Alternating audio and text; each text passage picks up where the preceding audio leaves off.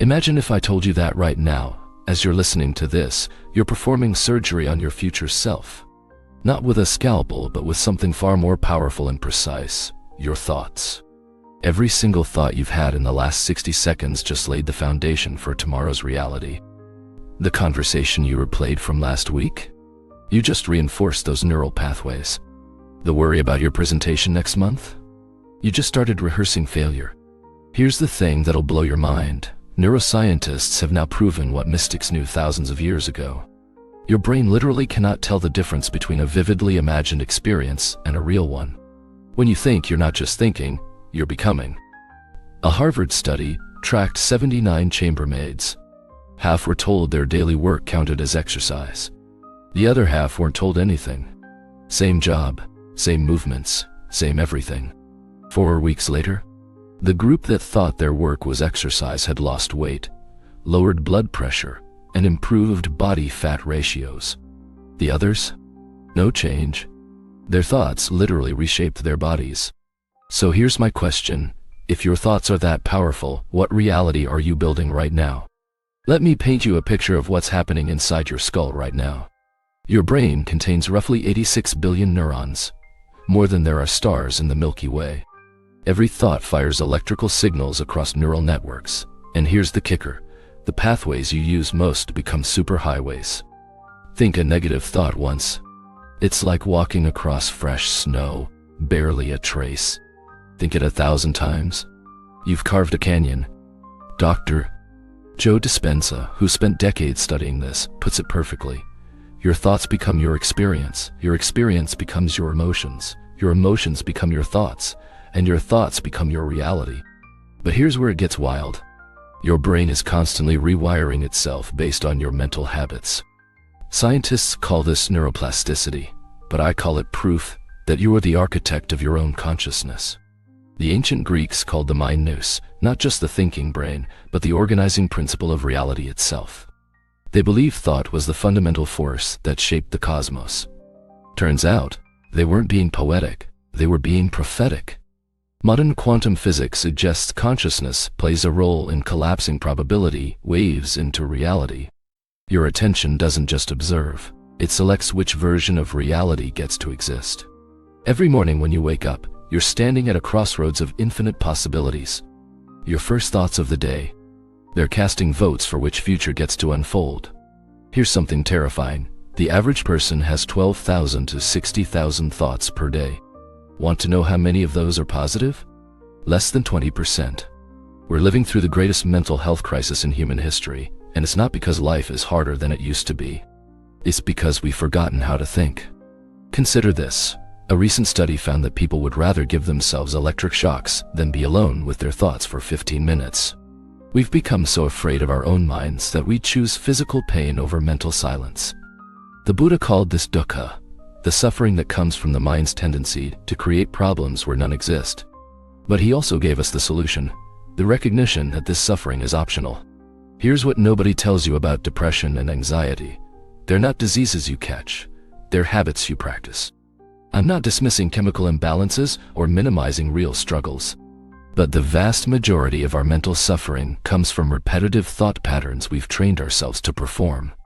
Your mind is like a movie theater, and you've been watching the same horror film for years, forgetting that you're the projectionist. You can change the movie anytime you want. Right now, I want you to try something. Notice whatever you're thinking about this exact moment. Got it? Now ask yourself, who is aware of this thought? There's you, and there's the thought. You're not the same thing. You're the witness, the observer, the space in which thoughts arise and dissolve. That space, that's your real power. We're living in the first generation that has access to everyone else's highlight reel 24/7. Your great-grandmother compared herself to maybe 20 people in her entire village. You compare yourself to millions of people before breakfast. Social media has weaponized our natural tendency toward social comparison. But here's what's really happening. Every time you scroll, you're programming your unconscious mind with thousands of micro-comparisons. That vacation photo? Your brain files it under things I should have but don't. That success story? Filed under ways I'm falling behind. That perfect relationship? Filed under evidence I'm unlovable. Dr. Beacon. Sherry Turkle from MIT found that we've created a culture of continuous partial attention. We're never fully present because we're always mentally somewhere else. But here's the secret. The social media algorithms don't want you to know. The moment you stop scrolling, you stop feeding the comparison machine. The moment you look up from your phone, you start remembering who you actually are. The self-help industry has sold us a lie about positive thinking. They tell you to think positive thoughts and watch miracles happen. But that's like putting a band-aid on a broken bone. Real manifestation isn't about thinking good thoughts. It's about changing your fundamental relationship with thinking itself. Here's what actually works. Instead of trying to think positively, start thinking accurately. Most of our thoughts aren't true. They're just habits, stories we tell ourselves based on incomplete information and past conditioning. Cognitive behavioral therapy has proven that changing your thoughts changes your life, but it's not through magical thinking, it's through honest thinking. Let's say you think, I'm terrible at public speaking. That's not a fact. That's a prediction based on limited data. What if instead you thought, I'm learning to become more comfortable speaking in public? Same situation, completely different neural pathway. The ancient Stoics practiced something called prosauche, conscious attention to the present moment, and the thoughts arising within it. They understood that freedom doesn't come from having perfect thoughts, but from choosing which thoughts deserve your attention. Marcus Aurelius wrote in his private journal, "You have power over your mind, not outside events. Realize this, and you will find strength." He wasn't writing for publication. He was reminding himself of this truth daily. Here's something that'll change how you see your problems. Your brain spends less than 5% of its time in the present moment. The other 95%. It's time traveling, either rehearsing past events or previewing future scenarios. But here's the twist. When your brain travels to the past or future, it can't tell you're not actually there. Your nervous system responds as if those imagined events are happening right now. This is why you can feel anxious about a meeting next week, or angry about something that happened last year. Your body is responding to mental time travel as if it's physical reality. The present moment isn't just where life happens. It's the only place where your power exists. The past is gone. The future is imaginary. But right now you can choose what to think next. Mindfulness isn't about being peaceful. It's about being powerful. It's about recognizing that this moment, this breath, this choice of thought is where transformation happens. Your thoughts don't stay inside your head. Mirror neurons in your brain automatically sync with the people around you. When you're around someone who's anxious, your nervous system starts matching theirs. When you're with someone who's genuinely calm, you feel it in your body. This means your mental state is literally contagious. Every thought you think is a vote for the kind of world you want to live in. Dr. David Hawkins' research on consciousness levels showed that one person operating at a high level of consciousness can positively impact millions of others. Your thoughts aren't just personal, they're contributing to the collective mental atmosphere of humanity. Think about that. Every time you choose peace over panic, love over fear, curiosity over judgment, you're not just helping yourself, you're helping to heal the world. So how do you actually change decades of mental programming? Not through willpower. That's like trying to lift weights with your pinky finger. Here's the neuroscience-backed approach first. Interrupt the pattern. When you catch yourself in a negative thought spiral, don't fight it. Simply say, I notice I'm thinking about X. This creates space between you and the thought. Second, redirect attention. Ask yourself, what do I want to be creating right now? Not how do I stop thinking about this, but what would I rather focus on? Third, embody the new pattern. Don't just think differently, breathe differently, move differently, speak differently. Your body teaches your brain faster than your brain teaches your body. Instead of affirmations that feel fake, try questions that feel real. Instead of I am confident, ask what would confidence feel like in my body right now. Your brain loves questions. It automatically starts searching for answers. The ancient practice of Lectio Divina, sacred reading, teaches us to consume wisdom slowly, letting it change us from the inside out. Apply this to your thoughts.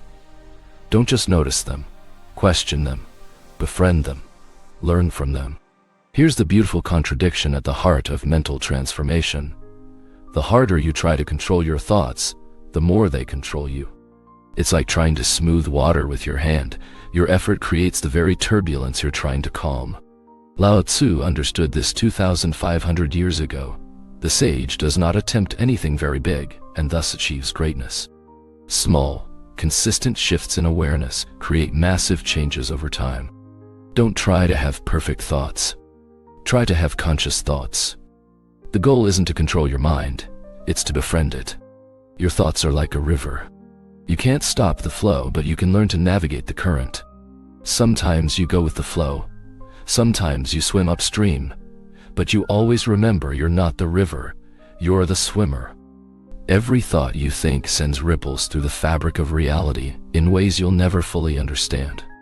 That moment of gratitude you felt this morning, it changed your facial expression, which changed how your barista treated the next customer, which changed their day, which changed their family's evening.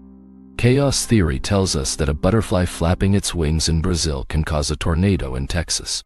How much more powerful is a human thought, backed by intention and awareness? You're not just a drop in the ocean, you're the ocean in a drop. Every thought is a wave that touches shores you'll never see, influences lives you'll never meet, and creates possibilities you'll never imagine. This is why your mental health isn't selfish, it's service. This is why your inner peace isn't personal, it's political. This is why your thoughts matter more than you ever realized. The greatest athletes don't just train their bodies, they train their minds. The greatest artists don't just practice their craft, they practice their consciousness. The greatest leaders don't just develop skills, they develop their inner landscape. You have the same 24 hours as everyone else, but you also have something more precious, the ability to choose your thoughts. Not every thought, not perfectly, but consistently, consciously, with growing skill and awareness. The Buddha's final words were, "Work out your salvation with diligence." Your salvation isn't coming from outside, it's emerging from within, one thought at a time, one choice at a time, one breath at a time. The Chinese have a proverb, "The best time to plant a tree was 20 years ago. The second best time is now." The best time to take charge of your mental landscape was when you first learned to think. The second best time is this very moment. You are not a victim of your thoughts, you are their author.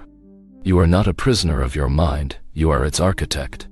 You are not broken and in need of fixing, you are powerful and ready for awakening. The reality you're living right now is the result of decades of unconscious thinking. Imagine what you could create with just 1 year of conscious thought. Your thoughts have been shaping your reality your entire life. The only question is, what reality do you want to create next? The blueprint is in your hands. The construction site is open. The only limit is your willingness to build something beautiful. Thank you for joining me in this exploration of the mind's infinite potential. If this shifted something in your awareness, share it with someone who's ready to remember their own power. The revolution doesn't happen in the streets. It happens in the space between your thoughts. Until next time, build well.